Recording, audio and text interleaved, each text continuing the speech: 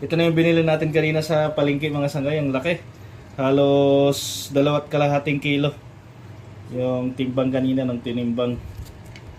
So subayin natin to mga sangay. Di ko alam anong pangalan nito eh. Kung pakol ba to kasi may tusok-tusok din siya.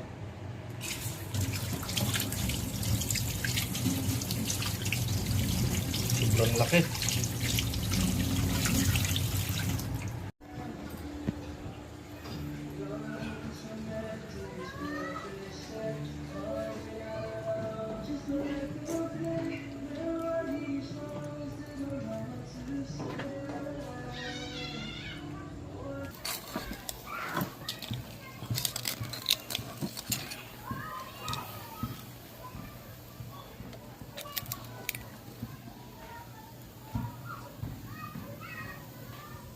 Laki.